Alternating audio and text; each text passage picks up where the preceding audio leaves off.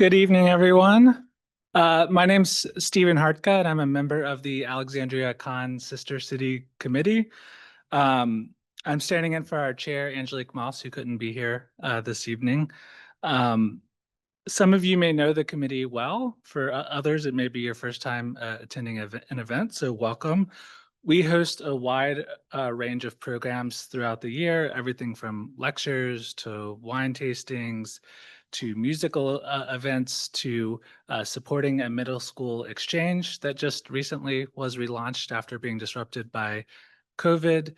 But the D-Day commemoration activities that we do every year in June are our longest running events. This is the 15th year that we've been doing it.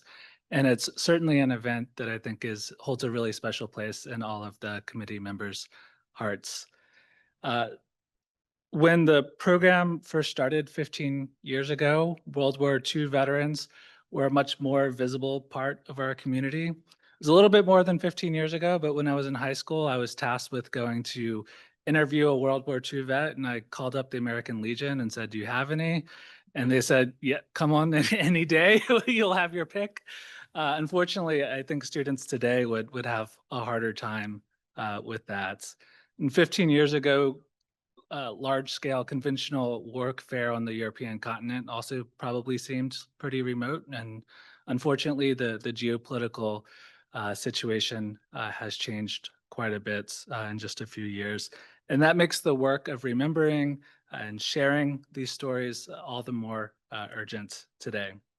And tonight, we're very honored to welcome Dr. Kim Holien, who has spent his life preserving and interpreting the very history that we're here to commemorate.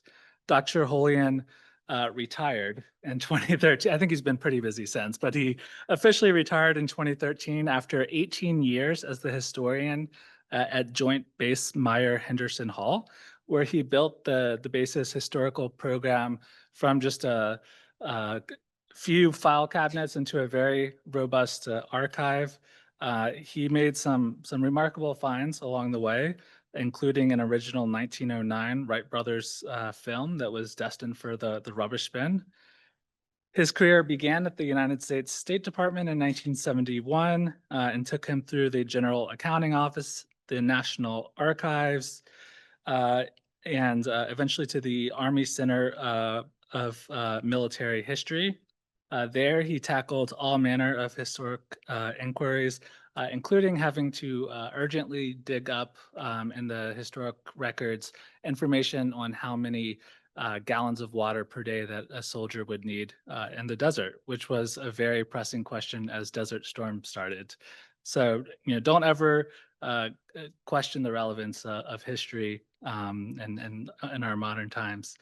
Dr. Holien holds an undergraduate degree from Bethel University, a master's degree in American history from George Mason University, and also studied at the Army Management Staff College at Fort Belvoir. And as for the doctor part, he saved that for retirement, as one does. Tonight, Dr. Holien will be talking about Eisenhower's top secrets from D-Day to VE Day. I don't want to steal any of his thunder, so I'll leave it at that. Please join me in welcoming Dr. Holien. Good evening. Thank you for that warm welcome. Tonight, we're going to be with Ike, and we're going to go from pre-D-Day to VE Day, but it's not going to be the usual journey we've taken in years past here when I've talked about various aspects of Patton and Rommel and that nature on D-Day and the campaign in Normandy and our sister city Caen and the campaign across France. Tonight, we're going to do an intelligence run from 1941 all the way through May and beyond of 1945.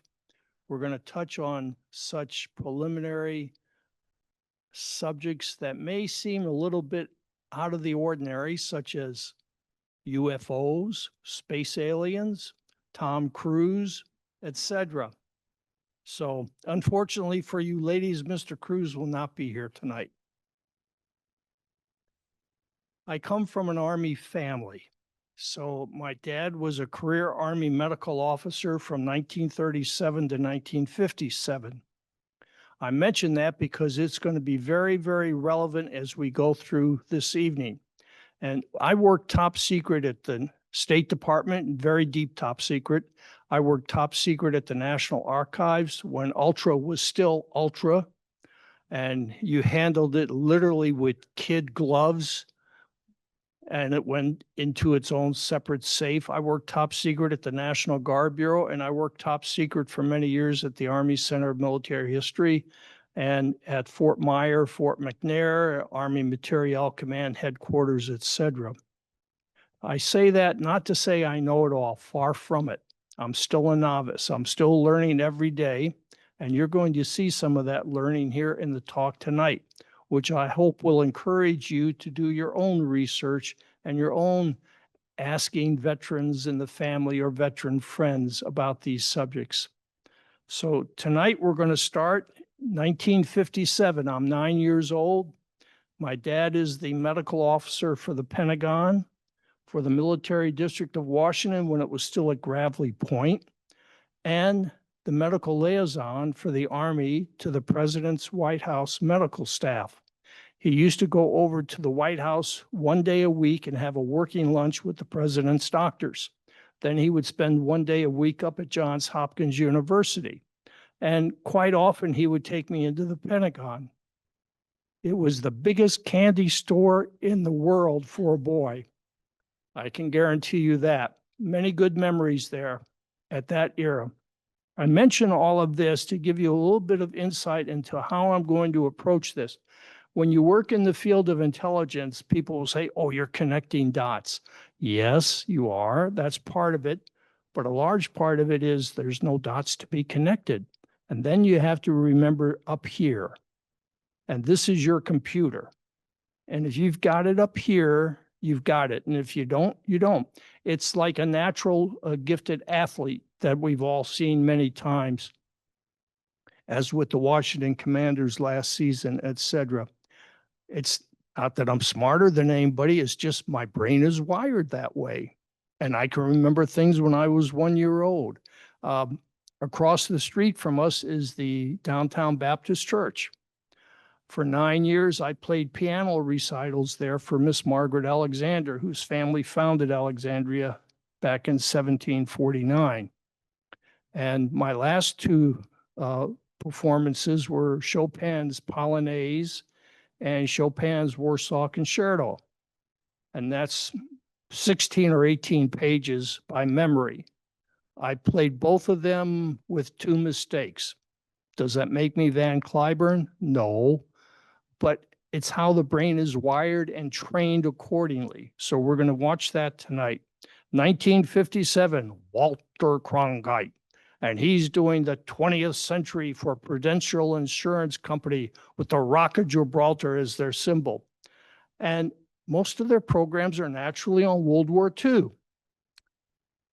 So one night after a World War II program, being a 9-year-old boy enamored with the Pentagon and every so often allowed to go up into the attic and look at relics and neat things, I turned to my dad and I said, Dad, what was the strangest thing that happened to you during the war? And without hesitation, he immediately answered, I was driving up the road to the Eagle's Nest, and I heard a sound I'd never heard before in my life. I thought the SS were going to ambush us. So I told the driver, my dad was a captain at the time, I told the driver to stop the Jeep, and I got out and took out my .45. My dad was a crack shot with everything, being a Minnesota outdoorsman before the war. And I looked around, and then I found out it was French troops taking Hitler's China and throwing it like frisbees over the side of the mountain. That's 9 years old. Well, that made a big impression on me because as Shakespeare wrote, so hangs the tale. And that's where we're going to go from here. This all goes back to that 1957 conversation, and it will jump up to Band of Brothers, episode 10. Okay, in the far left part of the screen, you see George Patton. Okay, he's familiar with all of us here, and I've had him in many talks before. We all know about George Patton's first U.S. Army group, Fuscog, the fake army group that faked out Hitler and all of his commanders. We talked about that in years past. In the center, Mr. Churchill with his bodyguard of lies quotation. In war, truth is so important it must be guarded by a bodyguard of lies. Yes, okay, we've covered that. What's a peppermint stick doing here? Well, I have a sweet tooth, but it's not that sweet. The peppermint stick has to do with Operation Peppermint, which I did not know about until I started to dig and dig and dig. And this goes into our story tonight about atomic weapons. In early 1944, it came to the attention of the Manhattan Project that the Germans were rapidly working on an atomic bomb and that they were going to have an atomic bomb dust battle plan for the Allied invasion of Fortress Europe. Chief of Staff of the Army, General Marshall, across the river in Washington and then later at the Pentagon, sent a personal letter, eyes only, via a West Point officer from him to Ike. And it said, you're going to have detachments of men with Geiger counters looking for atomic dust to see if the Germans are going to try to poison us. And this is going to carry on throughout the war in Northwest Europe until VE Day and even afterwards. On the extreme left part of the slide, you see paratroopers coming out of aircraft. Those are German Fallschirmjägers, they're named for paratroopers. And it's the Battle of Crete in May of 1941, where the Germans launched this huge, massive, first ever in the history of warfare, airborne assault. 20,000 paratroopers. And they captured Crete. And they just, well, they did a magnificent job combat-wise in doing it, and the British did a magnificent job defending, but they were defeated. However, Joseph Goebbels, Hitler's little propaganda minister, got a lieutenant from his office onto the paratrooper staff, and he dropped in there, and he survived, and he wrote a big article for Life magazine, how we took Crete. And the old poster for the U.S. Navy, loose lips sink ships, applies. Because guess what this yo-yo lieutenant did? In the article, which is a normal combat article, we were great, the other side was good, but not as good as we were. He puts in a paragraph stating, and this is key to tonight, we had a special unit go into the British headquarters and grab all of their security paperwork, their security maps, their security photographs, and all of their radio equipment, which leads us to the gentleman in the middle, Commander Fleming, creator of James Bond, his alter ego. Commander Fleming reads the article in Life magazine that summer and goes, holy cow, we should be doing this. Well, he's in a position to make it happen because he is the #1 aide to the Director of Naval Intelligence, equivalent to ONI here in the States. And he goes to the Admiral and says, Admiral, look what the Germans are doing in Crete. We need a unit like that. And he says, Fleming, go ahead and form it. So he forms it and he calls it 30AU because he works in room number 30. And AU, he says, stands for Assault Unit, a generic expression that nobody's going to figure out throughout the war. 30 Assault Unit are the British intelligence commandos, and they're going to play absolute havoc with the Third Reich, which leads to Ike and Normandy and Caen in July of 44. We were bottled up in the hedgerows of Normandy for 2 months. Well, 6 weeks into that 2 months, Ike and Bradley got together and then enlisted the help of George Patton to carry it out with their great breakthrough that you see in the movie Patton. Well, 2 weeks before the breakthrough, when they're developing Operation Cobra, Ike sends a letter out via his chief of staff, General Beadle Smith, and it says to all commanders, there will be a British T for target force and an American T for target force, and they are acting under my personal direction as Supreme Allied Commander. And whatever they need, you give it to them. Whatever they tell you, you do. No questions asked, or you face court-martial. Well, you say, Kim, what about regular Army intelligence over here? Always out front, doing a great job, but they got their hands full working against German Army intelligence. What about the OSS in the middle? That's the dust jacket of a book that came out a few years ago about Captain Duncan Lee of the Lees of Virginia, who was the primary aide to General William Donovan, chief of the OSS. Duncan Lee was a card-carrying Communist Party member. Oh, yes, it does get a little bit sticky here, as our British cousins would say. And not only was he a card-carrying Communist member, his wife was a Communist fanatic. So everything that went to General Donovan, primarily everything, had to go through Captain Lee's desk. And guess who gets all of that information?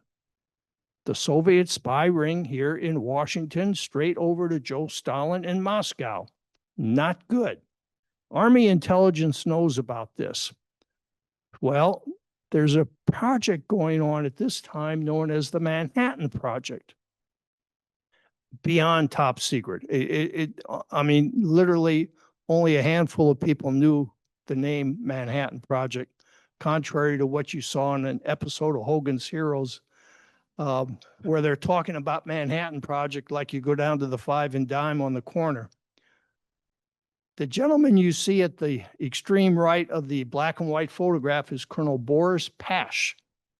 And he's an ex-Russian immigrant. He had fought with the Imperial Russian forces against the Bolsheviks, knew them inside out. His family came from Russia.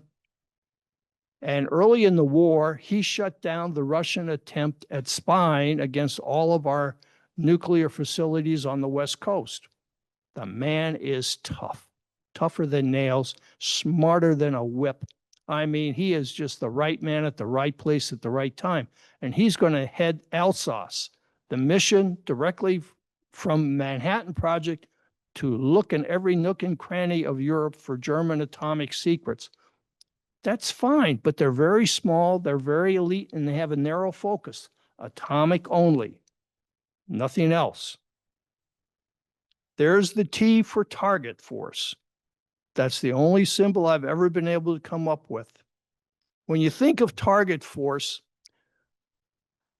it's almost like a Wild West operation. They were the elite commando force without being elite commandos. They were in Jeeps with 50 caliber machine guns. They were in small trucks. They were in light armored cars.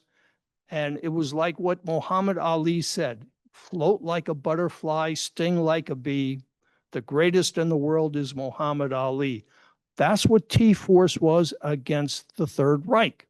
And the British had an equivalent one with Montgomery up north in Germany. The interesting thing is here, how did they find all the German scientists and laboratories and atomic secrets, et cetera, that they were looking for? What do you see in the middle? The Enigma machine. Well, we say, wait a second, Kim, that's German. That's not Allied. But we had captured Enigma machines, and thanks to Bletchley Park, we were reading everything as soon as the Germans were reading it, but the Germans didn't know. It's like being in a poker game or a game of bridge, and you're standing behind your opponent and you're reading all their cards, but they don't know it. So wherever the German scientists or laboratories were, and wherever they were being dispersed from areas being heavily bombed by the Allies, they followed them and they knew where they were. They knew it before they got there. Very important. I've lifted an Ultra machine, or I should say attempted, because I hadn't eaten my Wheaties. These things weigh about 60 plus pounds. And they're very deceptive. They don't look like they weigh that. They weigh it, and it's like lifting a gold box. It's just so heavy. Well, what do you see on the right-hand corner of the photograph?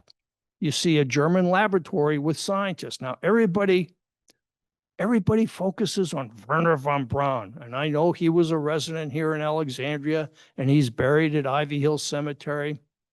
And he was a great scientist for the Americans when he came over. He is the tip of the pyramid. Without all of these literally thousands upon thousands of scientists and workers in laboratories, in field research, in administration, in labor units, putting together all the labs and the facilities like Peenemünde, without that, von Braun couldn't have done what he did. This is what T-Force is going for. And they're going to gobble these people up by the scores and hundreds and even thousands. And they're going to move them to America. Everybody looks at Operation Paperclip and just the scientist. That's like looking at just the officer corps of a unit without looking at the NCOs and all of the enlisted personnel. It's a team effort. Everything is a team. Like Patton says in the movie, the Army is a team. It lives, eats, breathes, fights as a team. It's the same thing in this breakthrough scientific research. The Germans were light years ahead of everybody. At the end of the war, General Hap Arnold, General of the Air Force, who had been taught to fly by the Wright brothers over here in College Park, Maryland, Hap Arnold calls all of his Air Force senior commanders and junior commanders on the up-and-coming area, like Hoyt Vandenberg, and he gets them all together in France in late May of 1945, and he's just aghast at German technological development. It's light years ahead of anything the Americans and British have, and he says to his commanders, especially the younger ones, like Vandenberg, I want you to project where we would be in 50 years with this technology. All of these early reports of flying saucers, no, it's captured German technology that we are secretly testing over here, and we don't want the Russians to know about it. Remember that scene in The Right Stuff where Chuck Yeager breaks the sound barrier and the newspaper man runs into the hangar and grabs the wall phone and starts to call the newspapers. And the Army major or Air Force major comes over and says, what are you doing? So I'm calling the papers. It's the biggest story. Oh, no, hang it up. Why? The Russians are our allies. Well, somebody up above us has figured that out at a pay grade higher than us. I often heard that expression in the Pentagon the 9 years I spent working there with the Army General Staff. That decision has been made at a pay grade higher than us. Okay, that decision's been made, and they've got to grab these people. They've got to grab their laboratories. In one area, they grabbed 46 tons of microfish. The younger people in the audience may not know what microfish is, but us older ones do. And to imagine 46 tons of that stuff is mind-boggling. It would fill the Pentagon. They also grabbed literally hundreds of tons of documents. Documents and files were the old-fashioned computer. What else were they looking for? On the extreme left of your screen, you'll see a German soldier testing infrared technology. And if you've ever seen some of those space alien programs on television, and they drag out old Colonel Corso there, and he's sitting in his chair in his retirement years, and he's saying, whoa, infrared, we reversed technology that at Area 51 from captured flying saucers. That's the cover story, folks. That's all that was. And he's carrying it on even into retirement because that's the way his generation was trained. The Germans were doing infrared technology in late 44, early 45. If they had had it at the Battle of the Bulge, it would have been a different ball game, and we would have been up the creek without a paddle. What else are they going for? Look at that missile in the center photograph. Surface-to-air missile, SAMs. Those of you that fought in Vietnam often heard that SAM, surface-to-air missile. It's all German technology. It's not just the V1 and the V2 that you see on the old newsreels over and over and over again. They had tow missiles. They had cruise missiles. They had smart bombs. They had air-to-air missiles like the Sidewinder. All of our missile technology goes back to the Third Reich. They were literally eons ahead of us.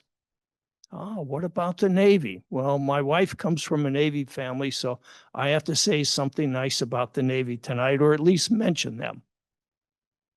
What you see there on the extreme right lower corner of the photo is a German snorkel. The snorkel was a device they put on top of their conning towers of their Untersee boats, and they would detach it and float it to the surface on a rubberized hose, and it would suck in oxygen. And that way, the U-boats didn't have to surface and be detected by aircraft. By 1945, the snorkels were so vastly developed that they could allow a U-boat to cruise, are you ready for this? 3,000 miles underwater without surfacing. That's the distance from Europe all the way to New York. And it would have been a wake-up call for New York because they were also developing a cloaking device for their submarines, a rubberized material that they could spread on the surface of the submarine, which would make it invisible to sonar, naval radar. You couldn't see them, you couldn't find them, you couldn't hear them. Remember the scene in Red October? The Russians have developed a cloaking device. They got it from the Germans because they captured Peenemünde in 1945. And a third thing on the submarines, and then that's it for nice things about the Navy. A third thing is this. The Germans had a prototype Polaris submarine being developed in 1942. They were developing small rockets about as tall as I am, racks of 20 of them that would fit on the back of a submarine to be fired either from underwater or when you surfaced. They were also developing the famous V1 cruise missile to be launched from the back of a submarine, which we did for them in 1946. The Navy had captured quite a few, and the British had given us some that were captured, and we test fired them, and it worked. Now, can you imagine a submarine going from Europe in 1945 all the way to New York, or even here in Washington, sitting off the coast completely undetected and firing missiles? It would have been a bad day in New York City. It would have been a bad day in Washington, D.C., and there would have been mass panic on the East Coast of the United States. What would that have done to the war effort on land in Europe? This is the technology that T for Target Force is going for. And it's not just us. The British have their own separate target force up north with General Montgomery, and they do a magnificent job. We'll touch on them in a minute. Why is all this so critical? I want to go back again to the late 1950s briefly. Saturday morning were all of the Cowboys and Indians and Wild West programs and Davy Crockett. Yes, and I watched a vast majority of them. But the one I was glued to and wouldn't leave the TV set for was the U.S. Army's Big Picture. And they would come on with a fellow dressed as a senior Army NCO. I'm sure he had to be Hollywood. He was very handsome, so smooth talking. And he would present a story on the Army Signal Corps, the Army Transportation Corps, the Red Ball Express in World War II. And I would sit there glued. Well, in the Army, as in the other services, as you go up in command, you elevate your thinking higher and higher levels. General Marshall had to see an entire world at war to make decisions. Eisenhower had to see an allied combined force throughout the continent of Europe, Mediterranean, and North Africa at war.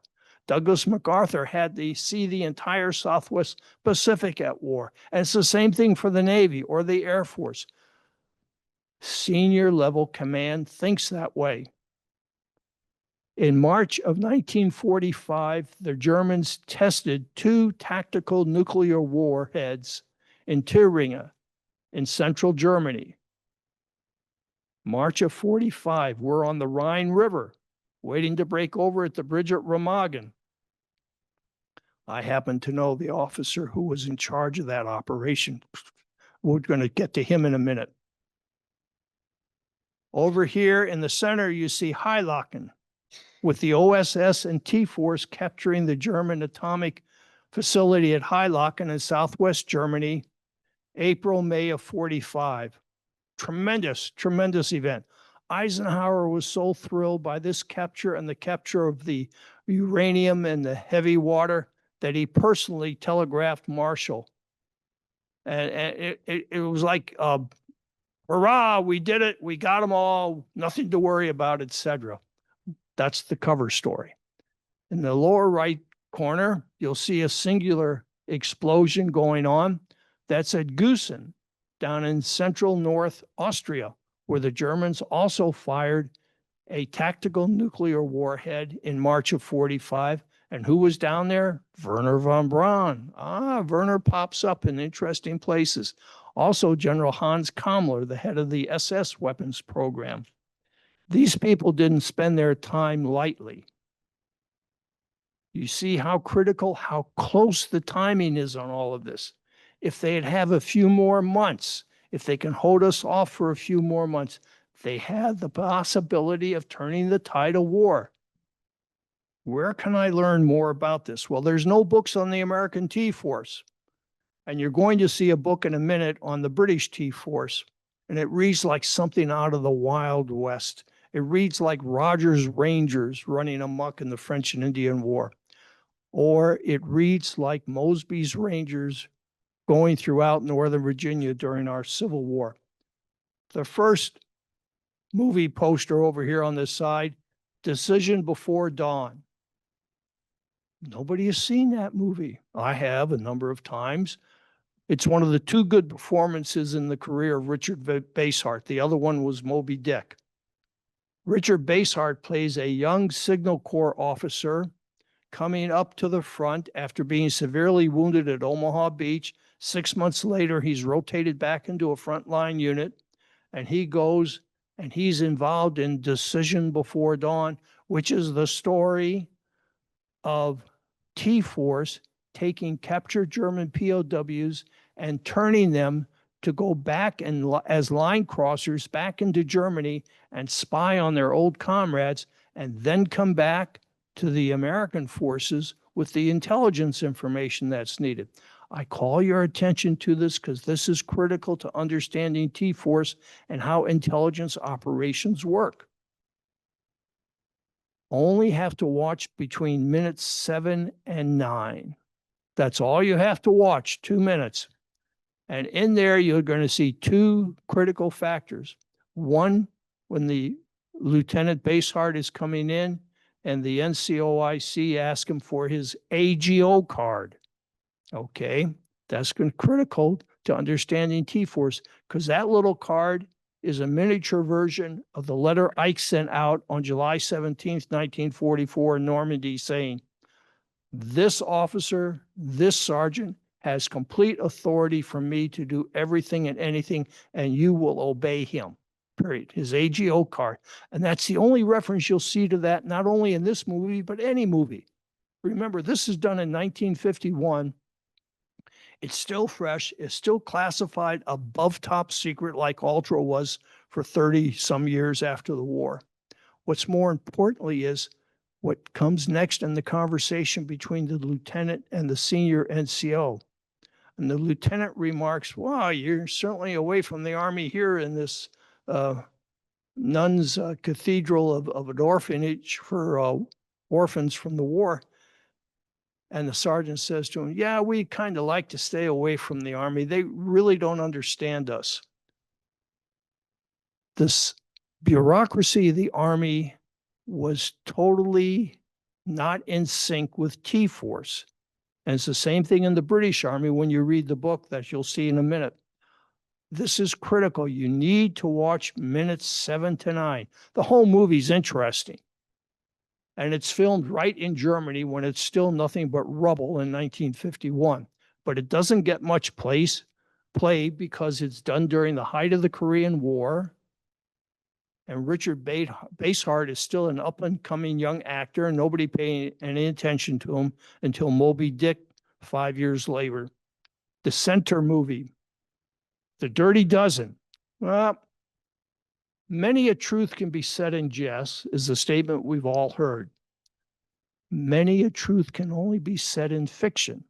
But there wasn't a dirty dozen, and Lee Marvin, a former Marine in the Pacific War, had nothing at all to do with it.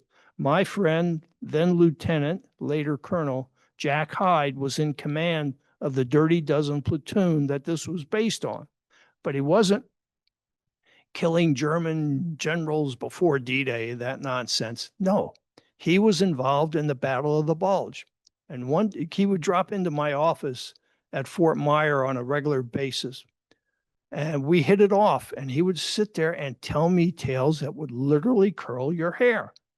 And he said, oh yeah, we were in the Bulge, and Patton came up in his Jeep, and he had his driver, and he had some fat staff major in the back.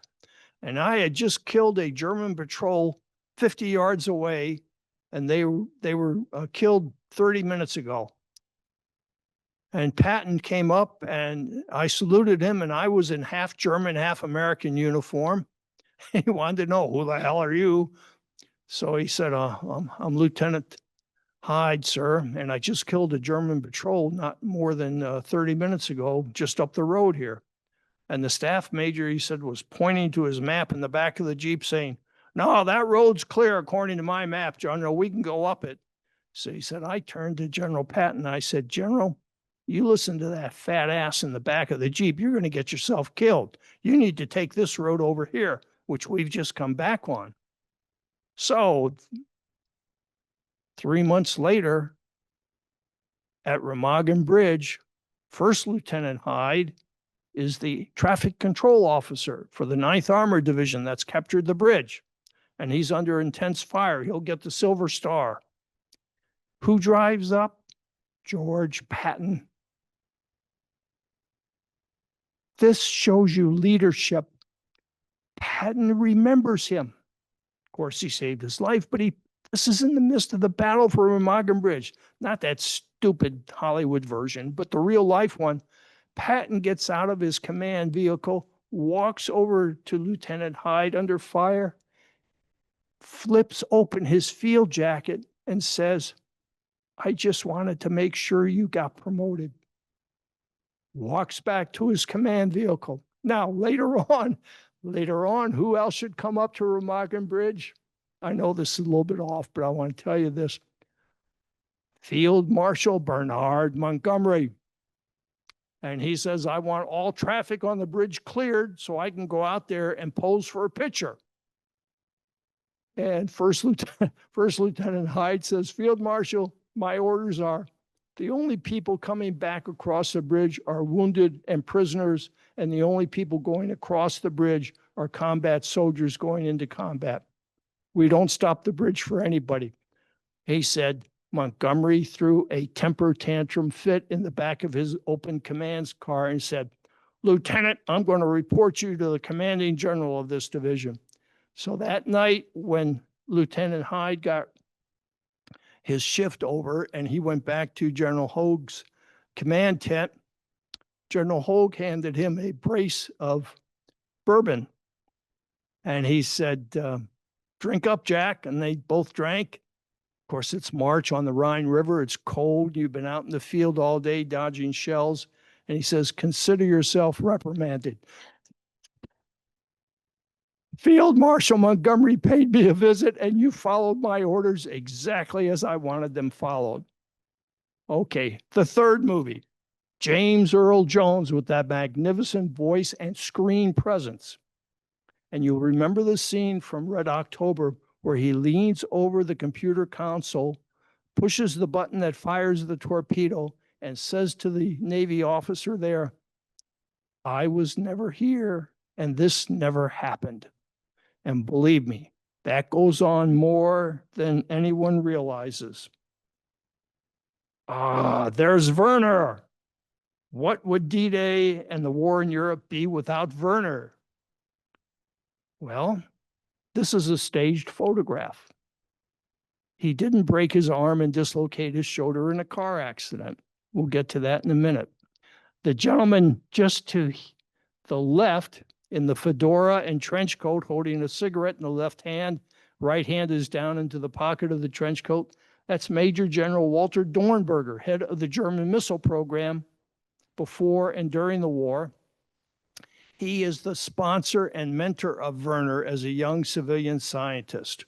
Walter Dornberger will come over as part of Operation Paperclip, and he becomes vice president of Bell Helicopter in Texas. The guy is an aviation genius, an organizational genius. Plus, he's got his entire staff are his old comrades in arms from Peenemünde. So it's only natural to have him there.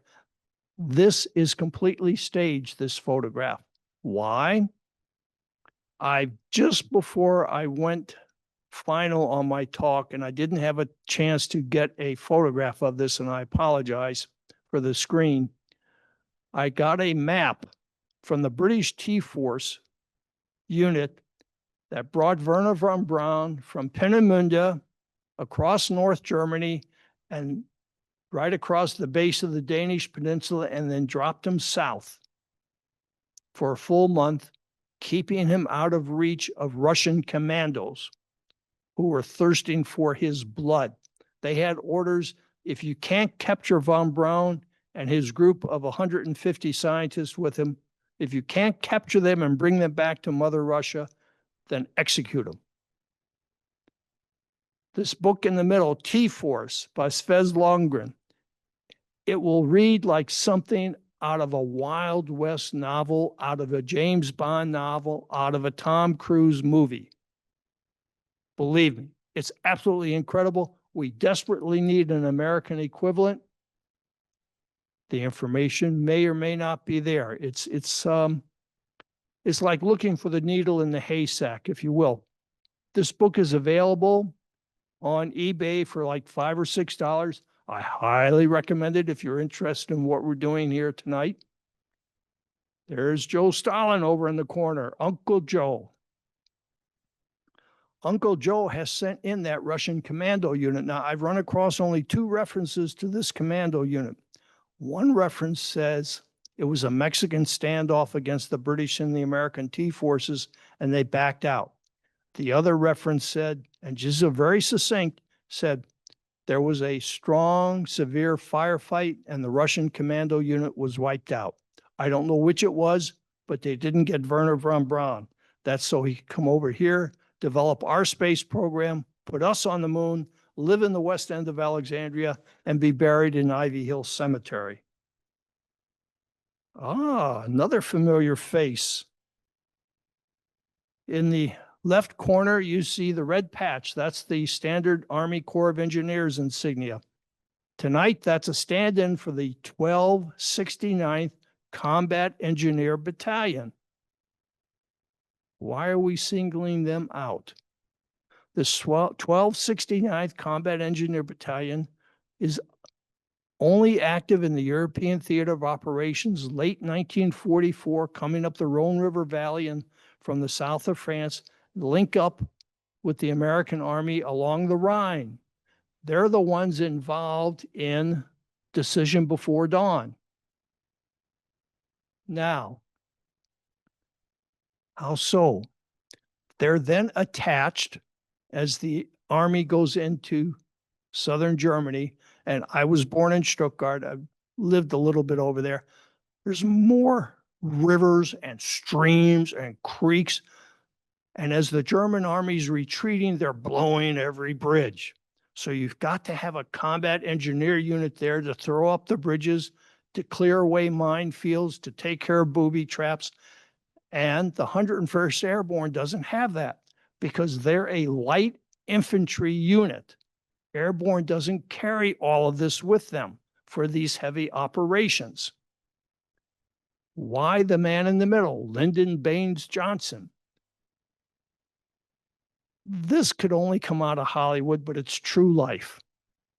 The commanding officer of the 1269th Engineer Combat Unit, which will be part of T-Force at Berchtesgaden and Hitler's Eagle's Nest and the Obersalzberg, is Colonel Willard White. He is married to Lyndon Baines Johnson's sister. Oh, yes.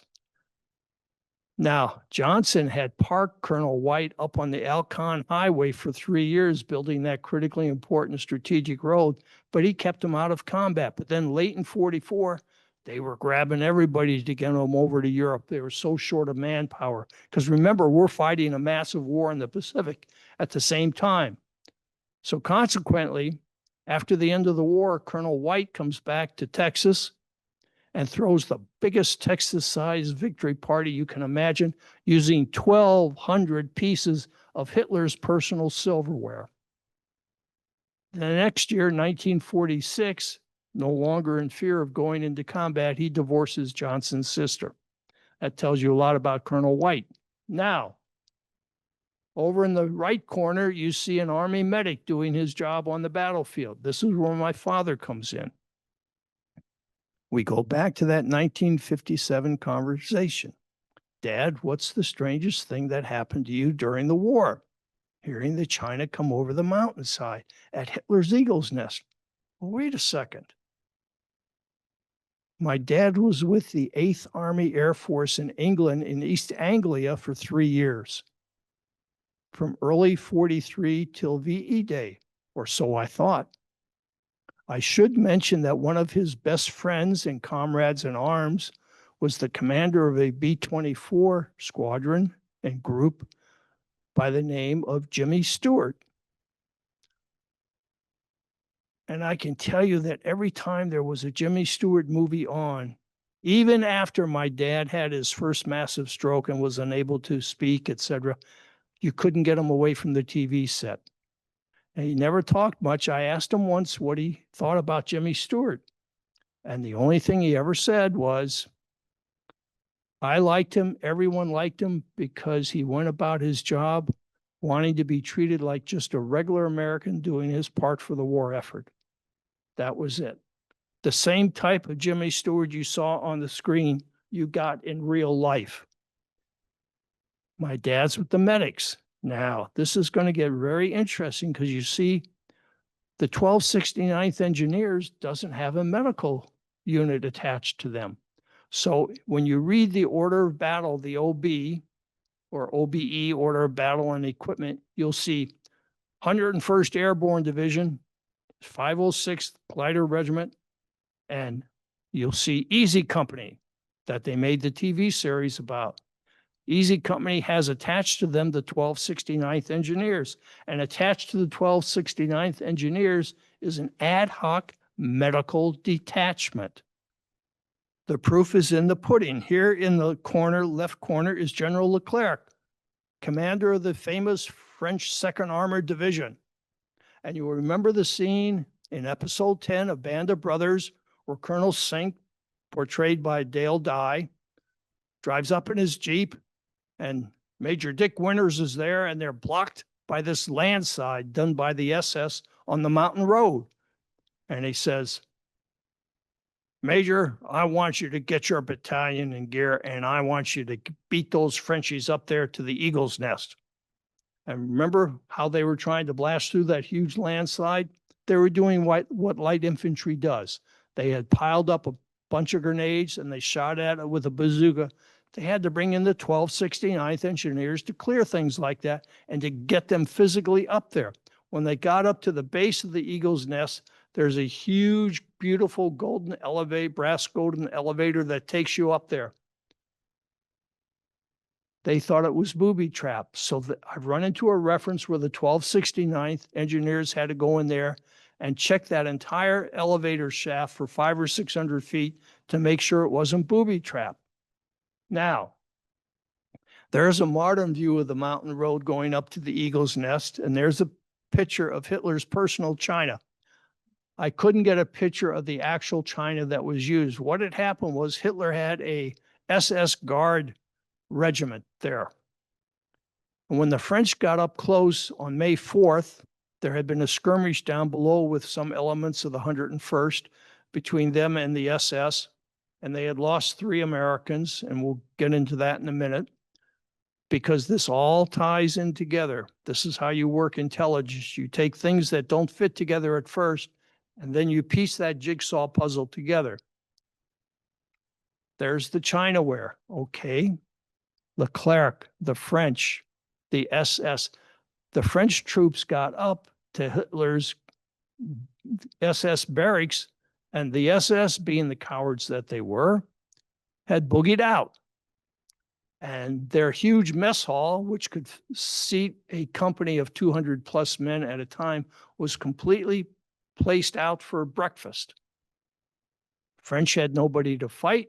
They had wine to drink from the Hitler and the Goering cellars.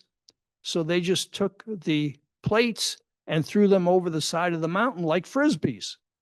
And that's what my dad must have heard on May 5th, 1945. There in the lower left corner is Kelstein House, the eagle's nest. Hitler hated it. He was scared of heights. He only went there 3 or 4 times after it was built for his 50th birthday by Martin Bormann, whom we're going to touch on in a minute. Well, it's still there. That's the one you see in episode 10 of Band of Brothers. And it's still there today. It's a big tourista attraction. And you look in the middle, and there's the famous red marble fireplace, supposedly of red marble given by Mussolini to Hitler for his 50th birthday to be put in the tea house, which Martin Bormann built for Hitler for his 50th birthday to kiss up to him. Well, I have 3 pieces of that marble place. Now, when my dad was there on May 5th, the GIs were souvenir hunting like you wouldn't believe. There's the old saying, the British fight for crown and country, the French fight for La Belle France, but the Americans fight for souvenirs. Well, it's true. Now, my dad is a captain at the time. He's a medical officer. He's taking care of some of the 101st Airborne that were involved in that skirmish, sadly losing, I think, one man dead, 2 wounded. That happened just a day or 2 earlier. And he's up there and he's looking around. Now, my dad was a very quiet, typical Scandinavian. And he did not express emotions of an intense nature except twice, one of which he hated Nazis with a passion. So he refused to take anything that I'm going to show you in just a minute. But the GIs from the 101st said, "Captain, would you like to take something back to your family? How many are there?" And he said, "Well, there's me, the wife, and my son, Junior, my older brother, who went misdirected into the Marine Corps, but there's one in every family." So they chopped them off 3 pieces of the red marble fireplace. And here's one of the 3 pieces. Now, it's not bright and shiny like that because it's been in storage since 1945 and nobody's been polishing it. Now, I mentioned he could have gotten something else. This is a fascinating book with only one drawback. It has no index. I could shoot the author, but the book is so fascinating, I won't. Aladdin's Cave is what they called Goering's treasure train, and also his house and his wine cellar. My dad was not big for socializing because remember, he's working 3 high-level jobs: White House, Pentagon, MDW. And he's going around the clock. He should have had 3 officers under him handling each one of those, but he didn't. Now, the only officer, my dad would go out. Remember, we're running a garrison army, a draftee army at the time, and he would have a large number of enlisted men working for him at the Pentagon and elsewhere. And then after they did their 2 or 3 year tour, they would leave this army and take the GI Bill or whatever. Well, I would go with my dad around Metro Washington as a boy when he would visit with them to see how they were doing in their little private businesses they were starting after they got out of the Army. The only officer that my dad ever socialized with and ever visited on a regular basis was a fellow Scandinavian who was in Army intelligence. And he lived out on the west end, a little bit further west than what we did. We lived in Seminary Valley. He was out in Lincolnia. And sometimes Sunday after church, we would go and visit. And it was like old Happy Week. One day, my dad stayed back in the house for a minute, and my mother took me and my brother out to the car. And then she turned to us in the back seat and she said, well, you know, Colonel X has one of Goering's jeweled swords.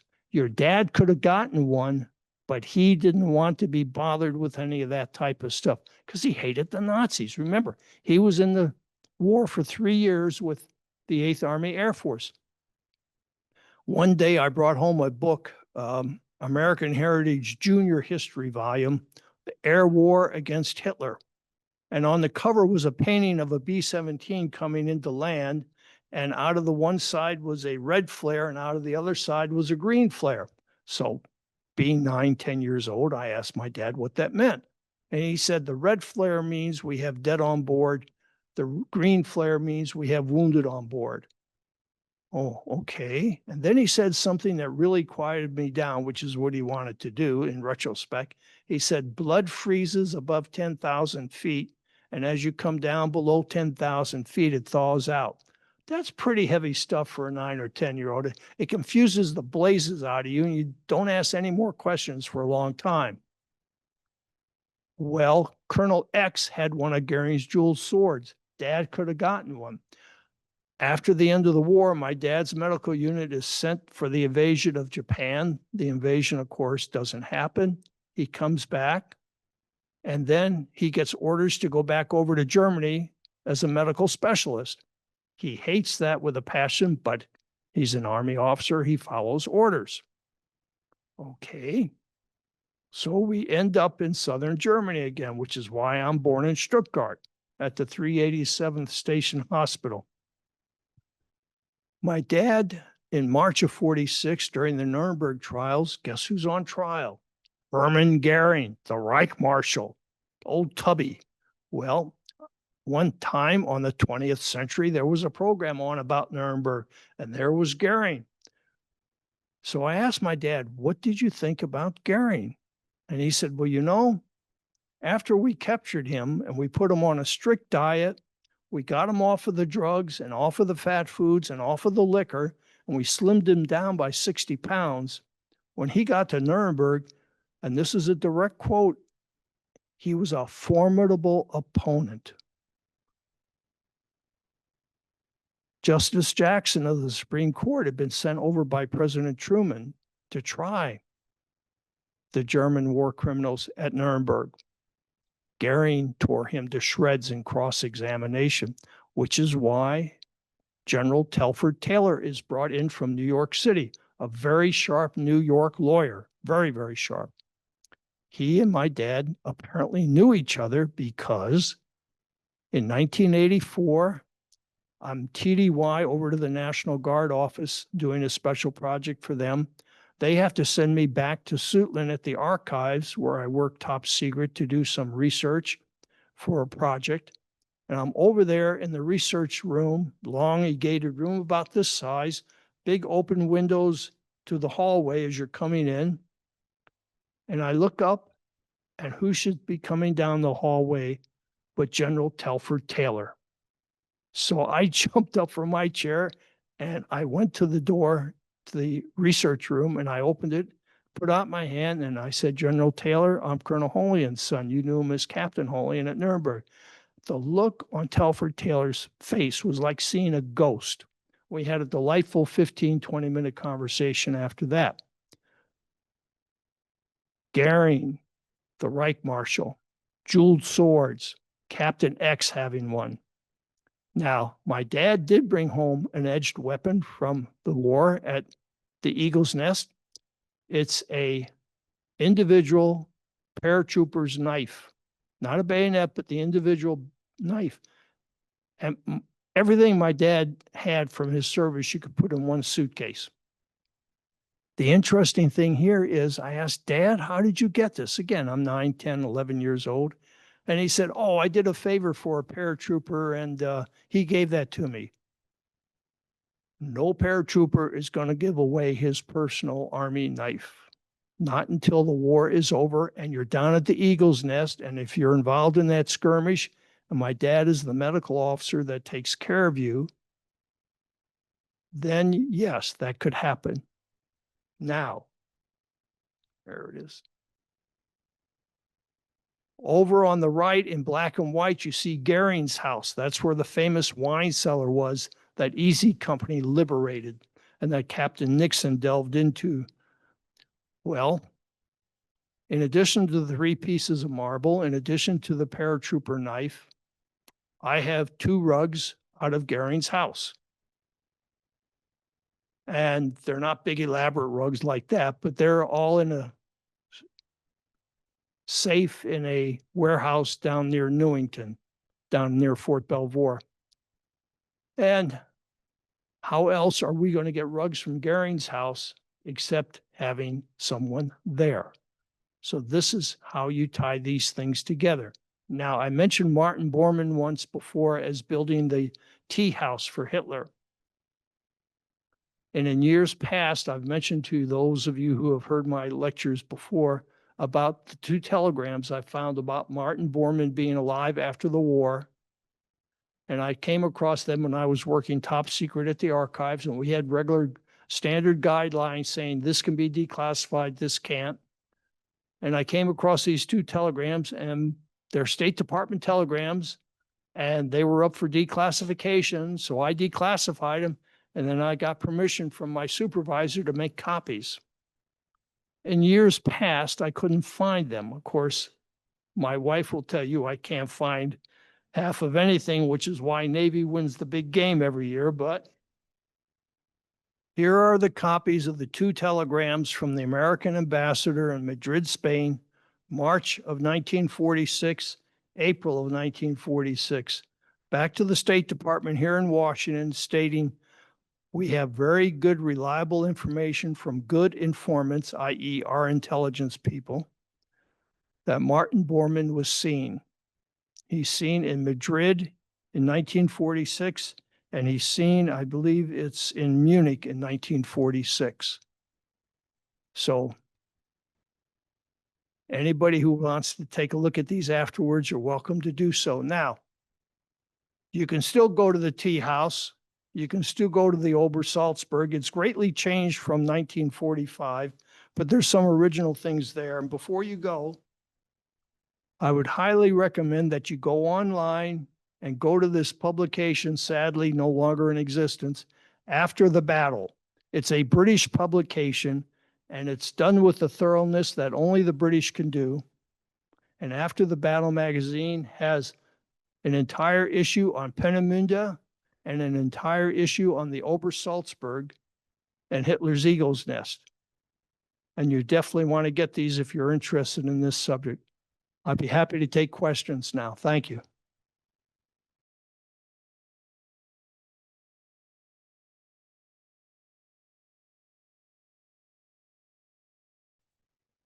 It would have been very much more of a give and take.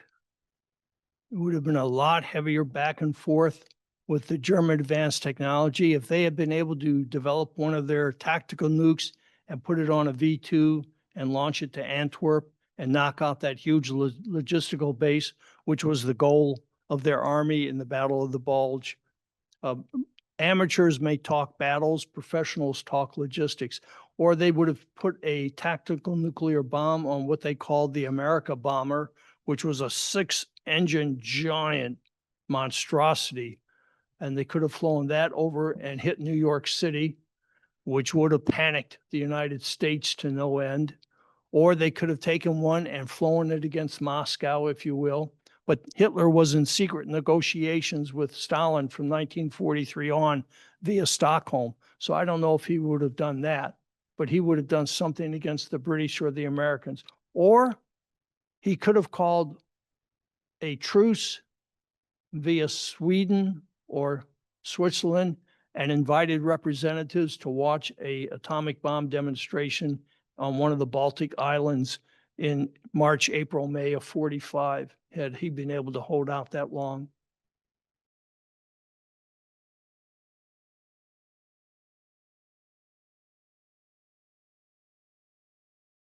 I mentioned the AGO card. Now, if you go online, and there's no quiz, you don't have to take this down, but it's hard to remember, at least it is for me. And you look for the 6,860th Intelligence Detachment. And this is their patch. And in the lower corner is the 6th Army Group patch under General Devers that they were part of, operating in southern Germany against the Eagle's Nest. They were heavily factored into T-Force down there. The records are so, the British kept good records, but what we're lucky to have this book for is the grandson of one of the members of the British T-Force, after his granddad died, went into the attic, opened up the trunk, and there was a treasure trove of letters and memoirs and diaries. That's how he was able to construct the book, because he did it early enough where there were still enough veterans around. And because he was George Smith's grandson, they all openly talked to him. So the book is phenomenal. It's going to read like the Wild West on steroids. The Americans were not that lucky. And we didn't keep that good of records. And if we did, a lot of records end up being misplaced, shall we say. They're shredded, they're burned, they're lost, they're misfiled. When I worked at the archives for that 2.5 years, we would have an expression, MIA, missing in archives. Oh, it happens. Now, you've all seen Raiders of the Lost Ark. And the final scene is he's pushing that wooden crate into this endless government warehouse with all these other endless boxes of paraphernalia. Well, I can take you into National Archive warehouses like that, but instead of wooden boxes, it's floor to 30-foot high ceilings of boxes of papers. One time out at Suitland, the facility had just had a new roof put on. We came in Monday morning and we had to do a process through the main door, then a process through the secondary door, then go down a long cement hallway that was 20 feet, 30 feet high, and top secret vaults on both sides. But they were stacked, one football field vault on top of another. Well, they just put on a new sealer on top of the vaults and it leaked. So a team of us got called in by one of the senior archivists, and he said, "We've had a bad leak over the weekend with the storm that came in. And we're going to need you, X amount of people, to go in there with these boxes. All of the paper finding aids on the sides of the boxes, which tell you just an outline of what's in each box, are gone. We have no idea. We have pulled all the photographs out, and the photographs are laying on empty shelves, air drying, curling up on the sides. Well, yours truly is given X amount of boxes every day for a week, as were the other members of our team. So I picked up this one archives box, which is the size of a Xerox box. Very light. I opened it up and there's just one large vanilla envelope. Must have been 15 by 24 at the bottom of the box. That was it. I go to pick it up and it's so old, the glue on the flaps have dried out and it crumbles. So I go back and get my archival white gloves and put them on and go back and lift it out very gingerly and put it over on my desk. And I peel back the flaps that are all dried out. And there are these 10 by 14 sepia tone X-rays. Well, I know how to handle X-rays, so I picked up one corner with the white glove and one corner here with the white glove and held it up to the light. And sure enough, they're dental x-rays. You get full frontal, 3/4, full side. And the lower left corner of each x-ray says A. Hitler. They're Hitler's missing dental x-rays from the Brown House in Munich, picked up by a soldier in the 45th Infantry Division. I turn over that large envelope and it says War Department. So I know it's pre-1947. They had stuck them in a large envelope, sent it back to Washington, unlabeled. Nobody knew what it was. Nobody looked at it from 1945 till I tripped across it in 1979. It happens. When Virgil Carrington Jones was writing his masterpiece, Ranger Mosby, about Mosby's Rangers here in the Civil War, he started in 1938. He published in 44. I bring this up because Pat, who was a very good friend of mine when I was a boy, told me, he said, Kim, when I drove up from Richmond, where he worked on the Richmond Times-Dispatch newspaper, and I came to the new National Archives building on Pennsylvania Avenue, and I went in to do my research every weekend. That first research trip, I found Mosby's original report written in December of 1862, when he had been left back in Northern Virginia with just 9 men to do scouting to see if it would work before going formal and organizing in January the next month, January of 63. When I went back the second time, that report was missing. It's constant. The archives is constant. When I worked out at Suitland, top secret, had a fellow out there. Everybody liked him. He was college, my age, everybody's age out there. And first name of Jack. And Jack was Mr. Fitness out there. And then Jack got gradually rotund. And then one day, Jack doesn't come around anymore. Now, he wasn't working in my TS section. He was down the hall in another section. So I asked a colleague, I said, Fred, where's Jack? Has he had a heart attack or something? No. We don't want it known, but Jack burned some permanent records. These were land records from the territory of Colorado in the 1870s, never to be destroyed, always to be kept. And he burned an entire cartload of them. I said, my God, what happened to him? Oh, they promoted him and sent him elsewhere to cover it up. Jack rotates back a year or so later. And hey, Jack, great to see you. How you doing? Blah, blah, blah. And then Jack disappears again. Well, this is getting curiouser and curiouser, as Alice would say. So I asked Fred, who worked in an in-between unit, said, Fred, where's Jack? Oh, Kim, he burned some more permanent records, these time Army court-martial records. So he got another promotion and sent elsewhere again. Stuff like that happens.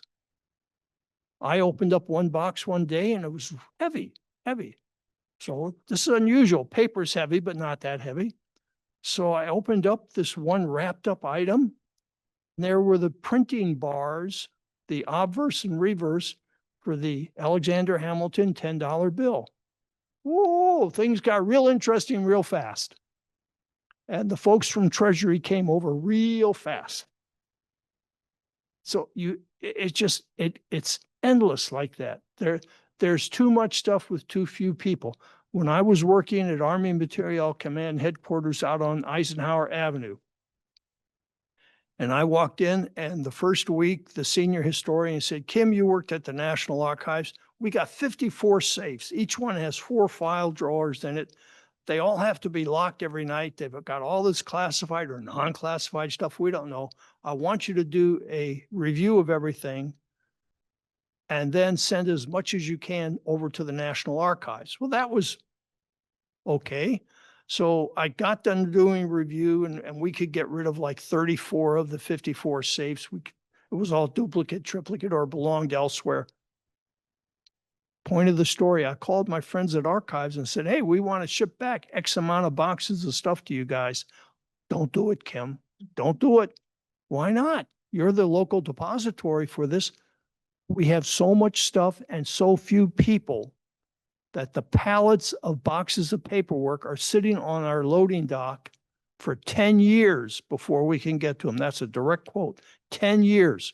And that was in the early 1990s. So it may still be out there. But you see, when you're working with T-Force or Intel, it's scattered and you're putting together breadcrumbs. And some historians are very dedicated, very hardworking, very knowledgeable. But a lot of them are not so hardworking and not so knowledgeable, and they regurgitate. This is why the same old, which is why you have 500 books on Abraham Lincoln or 500 books on the Battle of Gettysburg, etc., or 500 books on Dwight David Eisenhower. Pick your subject. And a lot of people are just lazy, or they don't have the mindset to go into Intel. It takes a different mindset to do Intel work. It doesn't mean you're smarter than anybody else. Again, it's just the way the brain is wired. I can remember things when I was 1 year old. One day I popped up and said something to my mother about that. We were stationed at Fort Hamilton in Brooklyn, New York. And she looked at me and her face got white and she said, "My God, that's 1949 when my father was visiting just before he died of cancer." I didn't know. I just remembered the incident and the gentleman talking to me, etc.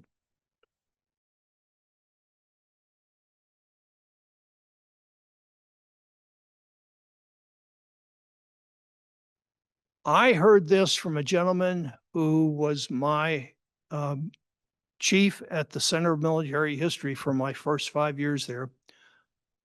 Quick background, his father was ambassador plenipotentiary to Haile Selassie in Ethiopia when the Italians attacked. They were the best of friends. When you read the books of Ethiopia, the Ingerd family is mentioned in there. Well, they were personal friends with William Donovan, head of the OSS. So my chief, Roderick Ingerd, worked for General Donovan in the OSS. And he also went to Eton, and he had Churchill's old room at Eton, etc. I mean, the family is old line. And he once, in conversation, said to me, to answer your question directly, the Germans never used poison gas against us because they knew that we had poison gas that we would use against them, and they didn't have enough gas masks and other equipment to save their soldiers or their population. So it was a Mexican standoff. We don't use ours, you don't use yours. And that's straight from the horse's mouth. Now, after the war, his father was ambassador plenipotentiary to Afghanistan. And he used to be in direct communication during the war with FDR. I've seen the family letters, etc. So I take that as gospel.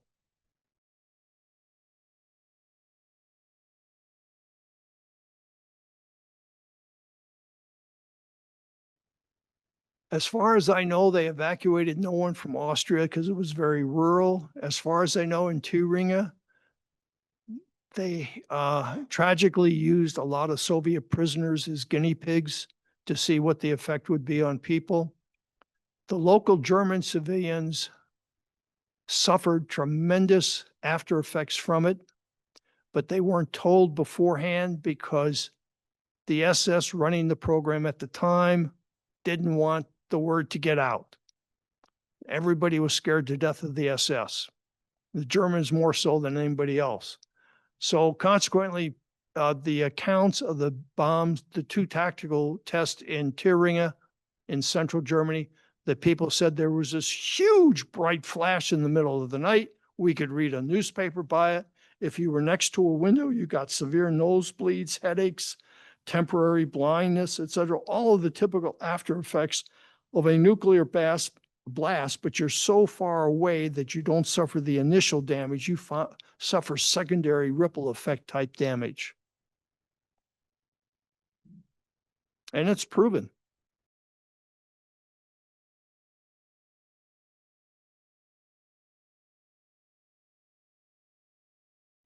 Uh, Excellent question. Don't know directly. This is March of 45. We're still crossing the Rhine. I would hazard a guess from an intelligence viewpoint that they garnered that information probably not till May of 45, because remember that whole part of what used to be the Deutsche Demokratische Republik, the German Democratic Republic, what we call East Germany, it's really Central Germany. The entire western half of that huge zone was initially not occupied by the Russian army. It was either occupied by the Brits in the north and the Americans in the center and south, or it was unoccupied. Now, I happen to know when he was alive, a German intelligence officer whose family were German nobility, which is why he worked in intelligence, so he wouldn't be on the front line. And he had been wounded on the Russian front. Now, this fellow also knew Hitler in Munich before Hitler came to power. And this guy was just a tremendous source of information on Hitler and on German intelligence and on the German Wehrmacht. Well, and on the Russian front.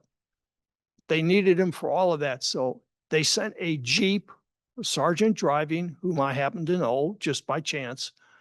He was one of the Fort Ritchie boys that you've seen the programs on. They sent him with an officer to this German aristocrat officer's family estate just outside of Leipzig, which is deep in central Germany. And they said, you can pack one suitcase and get in the Jeep. And they got him out just ahead of the Russians. And we did that with entire V2 missile ranges. How did we move all the V2s out of Nordhausen in Russian zone? We did it right under their nose with the Red Ball Express, for which the Red Ball Express has never gotten credit. 200 truckloads of parts right out from under there. The British went into Berlin with their T-Force and grabbed hundreds of family members of the German rocket scientists from Peenemünde, so they couldn't be used as hostages to bring those scientists back into the Russian zone. And the British scooped them up and moved them out right under the Russian noses.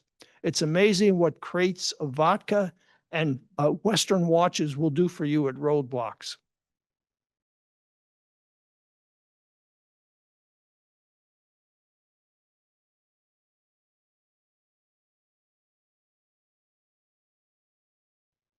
Harder. Now, I touched a lot of records that were literally falling apart, maybe 5%. And that was late 1970s. Now, a lot of stuff was being microfilmed and microfished at that time. A lot of it was being Xerox, but Xerox is only good for 50 years. So that time lapse has come and gone. I think historians in the future will have a more difficult time because unlike me and others like me in my generation, boomers, they don't have that personal connection. They didn't sit and talk with the veterans. They didn't learn the inside skinny. It still wasn't fresh, maybe not firsthand, but a close secondhand on information. I knew the American cavalry officer of the 26th Cavalry in the Philippines who led the last American cavalry charge in history in January of 42 on Luzon Island. Mary and I were good friends of him, so Lieutenant Colonel Ramsey. He's buried over in Arlington now. And to hear stories from him about what Bataan was like in 1942, it gives you not only a fresh perspective, but it gives you insights that later generations of historians aren't going to have.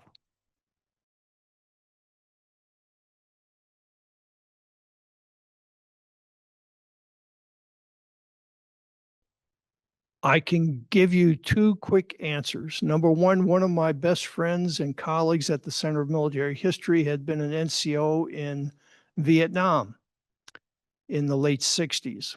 When the unit got downsized and sent back to the States as part of the Vietnamization program of President Nixon, his commanding officer came in to he was a company clerk, and said, I want you to put thermite grenades in all of these boxes and burn them up. So there went all the records. And I cannot tell you how many Vietnam veterans I have worked with and helped to reconstruct records because of stupidity like that. Oh, and I see it today at Fort Myer, where I worked. I left them a treasure trove of records. One of them for executive housing, I've had to recreate along with friends of mine 4 times over because they keep throwing them out every time a new supervisor comes in and says, get rid of all that old paperwork over there in that file cabinet. It's the mentality of the people. Now, the second reason, when I was going to Hammond High School here on the West End, I belonged to the World Events Club. Senior year, one of the members, one of my fellow high schools associates, his father worked for the Speaker of the House, John McCormick. So he got us an invite to go in and personally see the Speaker of the House. Mr. Philip Trennis, a tremendous history teacher, took our World Events Club up there. Before going up the night before, I asked my dad directly, what did you think of Eisenhower as president? Because my dad never said a word. He said, you can always tell a good executive by the people they have around them. The point being, that generation knew how to keep its mouth shut.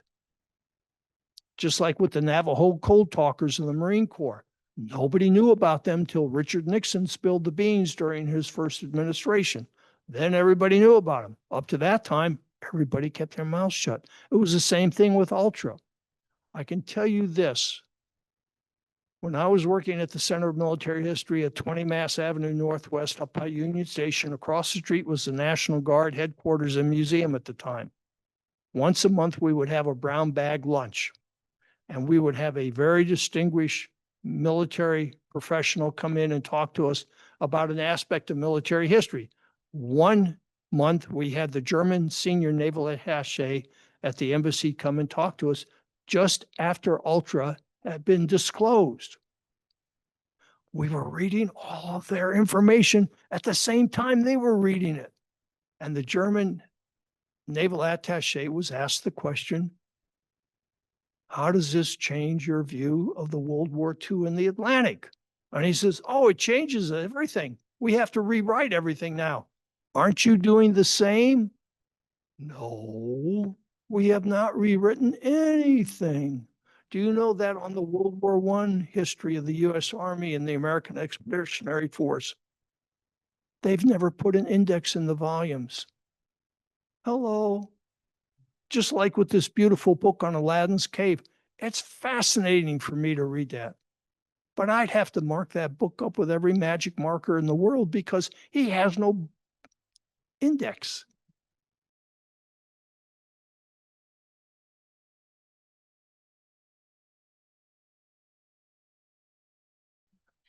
Well, the scientists and their families were overwhelmingly happy as clams to get over to not just Britain, but more so America, because Germany looked like the scenes you see today of all the bombings in the war zones around the world.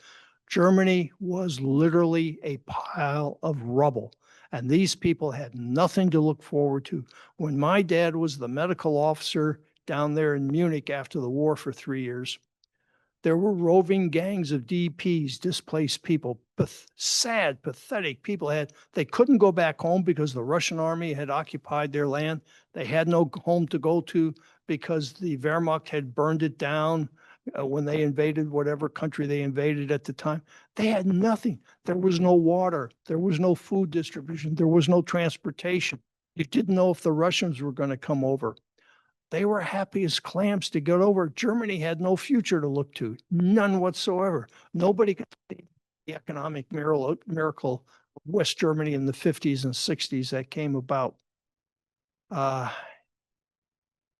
German scientists were happy as clams to come over to continue their work because for them, everything was mental. I've got this technology. I've got these designs. I've got these inventions. This is my lifeblood. This is why I was born to do this type of work. And we gave them carte blanche. I'll tell you a very quick, interesting story on that. Out here on the west end of Alexandria, growing up in the early mid-50s, one day, one of my fellow elementary school colleagues came to me and said, Kim, You need to give this to your dad because he works in the Pentagon. It's a brown lunch bag. So I opened it up and there were all these Kodak color slides in there, maybe 36, a roll of 36. So I picked one up and looked at it up at the sky. And there in the foreground was a scientist in a white trench coat with a clipboard. In the background was a V-2 rocket, and it was desert all around. This is from Los Alamos. It was a Russian dead drop of slides of German rocket tests out at Los Alamos in the 1950s. So it still touches out here. The Germans were happy as clams to get over here for the most part. And that's why so many of them stayed. And a lot of the German POWs came back and became American citizens or came back on reunion trips to where they had been POWs. When you have nothing to look forward to at home, you have to look forward somewhere else.